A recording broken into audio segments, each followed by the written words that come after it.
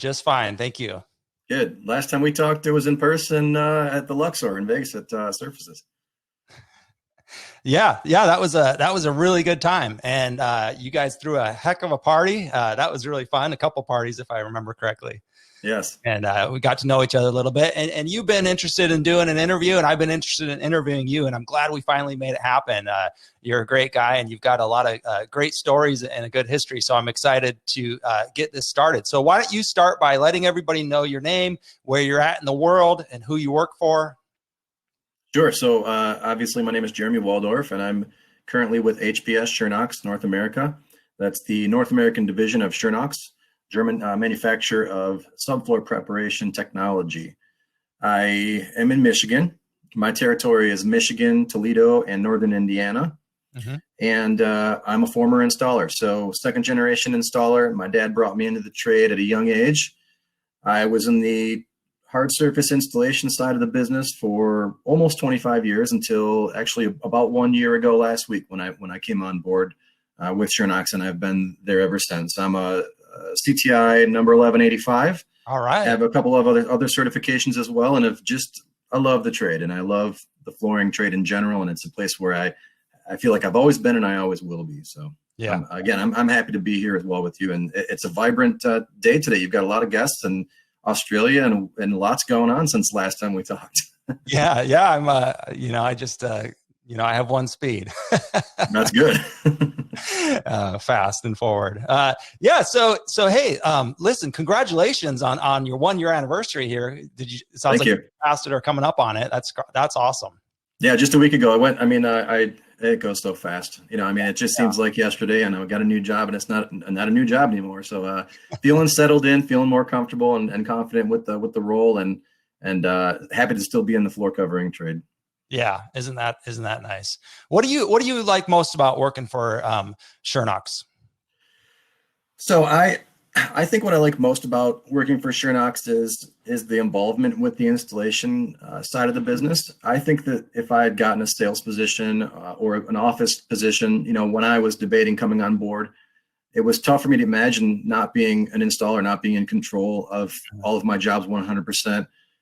Probably the only reason why I was able to, talk through this with my wife and rationalize that this was a logical next step is because I was still able to be involved with training guys and being on site, not just a sales position, but a technical support position, a teaching aspect to this job. Mm-hmm. And to me, that's probably the most important and most valuable part. Is it's so often I'll get phone calls from guys and emails, and even just today rolling in the driveway after driving for about 4 hours on the road from another situation where I had some support that I was able to lend. Someone calls me and says, "Hey, I've got a project coming up. I'm not super familiar with the stuff, and I need some help. I need some guidance. Can we meet? And can we go through that stuff?" If that wasn't a part of my job where I'm actually able to get my hands dirty and be able to really pass on some knowledge and some value to guys, it wouldn't be a position I would have ever been interested in. But the variety of things involved here, and just the ability to add value to someone else's career is something that I really enjoy. Yeah. That's really nice to hear. I see you in the groups. You're very prevalent. You're answering questions. You're, introducing new people to the product, and it's gotten a lot of, traction here. I feel like, since you've kind of shown up. I mean, to be honest, Schönox, is it making its way into the U.S.? Is it, tell us a little bit about kind of the history here recently of Schönox. Sure.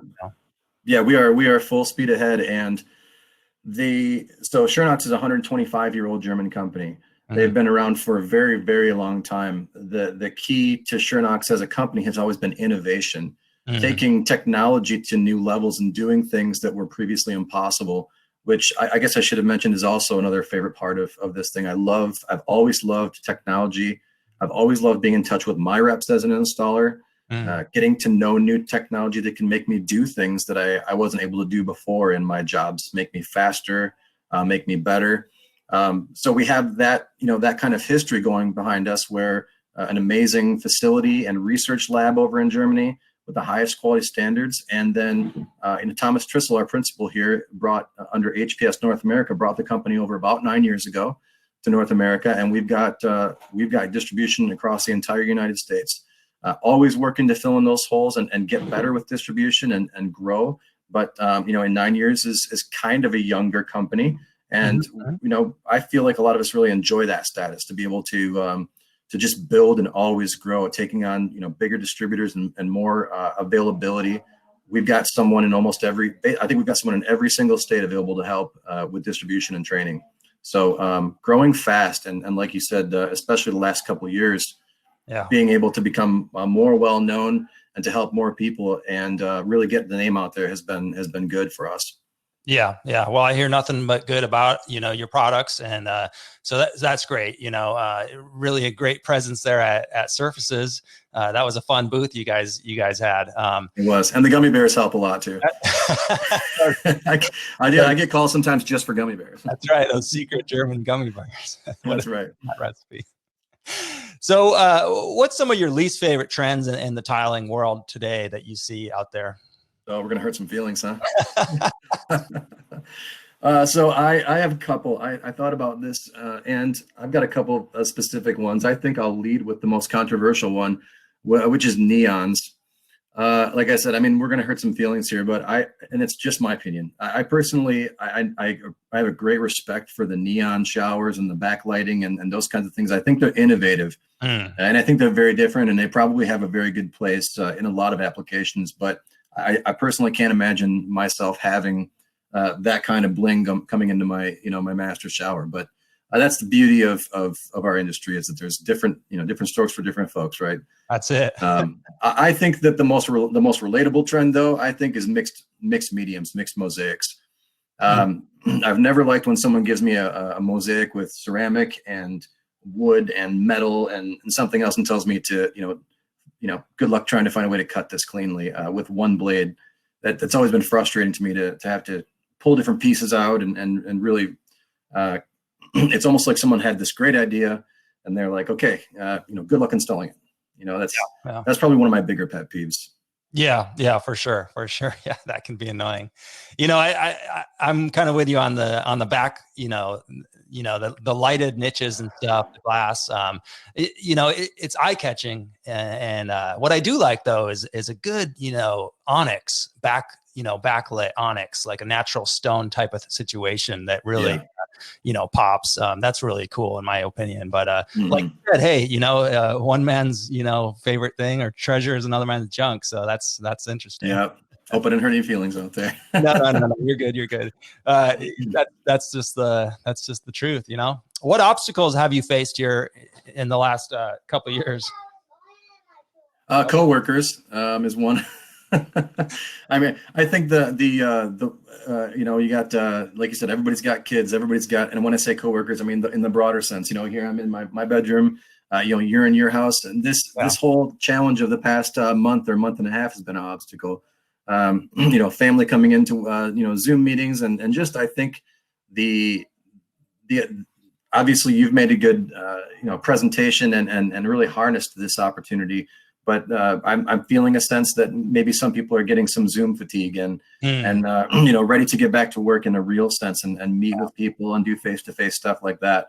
I think if I had to, just kind of off the top of my head, that's been the bigger challenge, is really getting some good momentum, moving forward, getting a lot of good relationships, and then all of a sudden, bam, everybody's. I think if there's anything, and I don't want to, we hear a lot about this. We're super saturated with it, but I think the positive thing about all this is that we all kind of hit this point at the same time.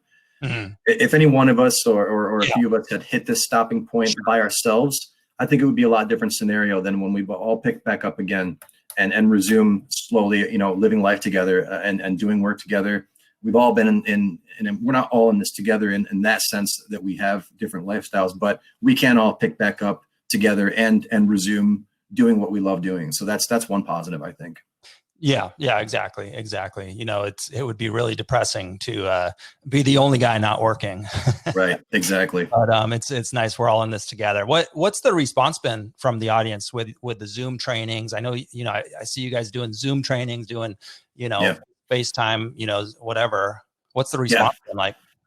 It's been amazing. I know that I think our biggest challenge really is this is something we've done, the company has done in the past to some degree, but not to this extent. Mhm. And I think it's always a challenge. And I was just talking with James Corbin today. I was listening to his interview with Anthony Moses. And Mhm. I think when I push record, and even when I'm recording stuff at home, I get into this like very, rigid kind of very formal mindset where I'm screwing things up 4 and 5 times more than I would. I sound robotic at times, but in live interactions like this and in podcasts and things like that, it's a natural conversation and it feels like we're talking to each other. Yeah. And I think that might be one thing that we as a company have struggled with, just being new at this kind of thing, which is a good opportunity to grow. But we've had people asking for this kind of thing a lot. And we've had thousands and thousands and thousands of people attend these webinars and get this training and stuff. Architects, general contractors, flooring contractors. I'm meeting brand new people this way, and the industry as a whole is benefiting because we're not just educating flooring installers and putting these Schönox webinars on so we can say, okay, now here's the information, go pass this on. We're coming at it from both sides. So now we have a job come up where we're maybe dealing with an architect or a general contractor. Now they might have some background information on what we're trying to do, and it's not as long a journey to bring them up to speed with what we might be trying to achieve. So the response has been great. We're going all the way into May and continuing on with more webinars and more videos, so that anybody who's sitting at home that wants any kind of education or training, it's there. And as an installer, that's always been the most important part for me, was the education. As much as I could get it, and anytime I could, I was taking advantage of that. Yeah. That's really good to hear. I've got a couple more questions, Jeremy, but I want to encourage the audience. Go ahead and put a question or two in the Q&A box there on your right of the screen. Oh, I just saw that. Well, yeah, that's how natural this was. I didn't even realize we're with a chat box. yeah, we're live. Here we go. Here's one. Are most clients okay with the? You know what? That was from last week. You can ask me that one. All right. So what I wanted to ask you. You're live, Luke. Look alive, man. Look alive. What's going on inside the industry? Kind of bigger picture stuff. What do you see? That we're facing obstacles. Aside from the obvious, I think just I think understanding technology and understanding application is the real challenge on a day-to-day basis. Mm-hmm. And I think moving forward, this with the whole COVID thing, I think workplace environments, cleaner workplace environments, products that can help us adapt to. Yeah. I see guys, they got to come in, they got to check with thermometers, they got to take their temperature, new types of PPE, that kind of thing.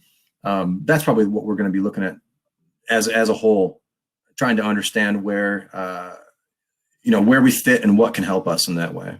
Yeah, I agree. I think, we're going to come out stronger and a little bit more prepared, and healthier to run healthier job sites. That's a good thing. That's, you got to look at the bright side. So, you've got a good history there, second generation in the industry. What's your most memorable tile story you can share with us? So, I have probably one of the more challenging ones that I've had. I remember one job I actually did a little bit of a write-up, as a part of an article in Tile Letter about challenges with quality of tiles.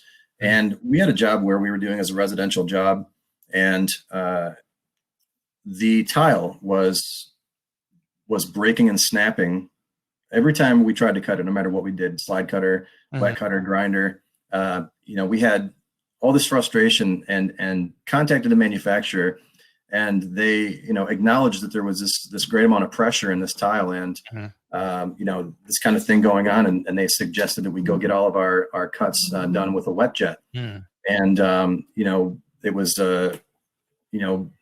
was illogical. It was something that wouldn't happen. We couldn't take everything and go get it wet jet and bring it back, so we actually had to, after just, less than 100 square feet, gather up what we had and, bring it all back and completely reorder the entire job. Yeah. The manufacturer's rep was basically saying, it's got a lot of pressure, internal pressure in the tile. If it will be very strong. And I'm like, yeah, well, it will be very strong, but there's no way we can even install this stuff. It's no matter what we do, it was breaking crazy. And that maybe not be the best experience, but one It's of yeah. one of the most memorable ones for sure. Well, it sure does, paint a picture of some of the very real struggles we have when we're working with this stuff that some manufacturers are putting out. And I remember those years when porcelain was, kind of going through some struggles. It seemed like they've gotten control of that, for sure. Yeah. What about your favorite tile story? Do you have a good or funny experience you can share with us? Well, I mean, I liked honestly working on my own backsplash with my son. Okay. A few years ago. He's 6 now, but we got to work together. He got to put up some subway tile and grout a little bit, and it was a dad-son kind of project. That was probably my absolute favorite one. I mean, every time I work with a difficult customer and I'm able to get them results that they either like or that exceed their expectations, to me, that's a really rewarding job, because the people that are, I think we remember, that are the most difficult and can be the most challenging to us, and sometimes being our most outspoken, fans. They'll go and tell all their neighbors and everyone, and this might be true of maybe more residential than commercial, but if you're able to meet or exceed someone's expectations in a way that that they never thought possible and go the extra mile, you become their hero. Yeah. And I feel like anytime that happens, that was a good job for me. A couple specifically, that were in mind maybe for someone that had a disabled daughter that had a shower that wasn't functioning and just couldn't. They had a plastic sheet covering a hole in the wall in the shower, and you think this is going to be a challenging customer. I can tell by the way that she or he is acting, but the value in there and what's got to happen there for them to have a life and a functional, your showers and your bathrooms are so important. Yeah. And for someone, especially with a disability, those are the most rewarding kind of projects, I think, in general. Thanks for sharing those stories. I appreciate that. It really does. Life gets real when you see somebody that's in need of really a plumbing fixture to stay clean and healthy, Yeah. Sometimes it's just tile, but sometimes it's more than just tile, Yeah. Yeah. Very true. Very true. And I know you and your son are going to treasure that backsplash forever. That's awesome, man. Oh, yeah. Really cool. Yeah. Really cool. Well, listen, Jeremy, where can people find you? So I'm on LinkedIn, obviously Jeremy Waldorf there. I've got an Instagram, Jeremy_Schönox. I'm on Facebook, obviously active in a lot of the groups. And I did actually I know we talked about making things kind of light and in general as we go. And I mentioned the seriousness, but I have a new coworker as well. I thought I'd bring to show everyone. Oh, this is Mavis. Hi, Mavis. She's brand new. She's just learning the trade, so she doesn't have a lot to give in terms of info, but just being cute. So figured I'd that's cool. Bring her in with me and show everybody.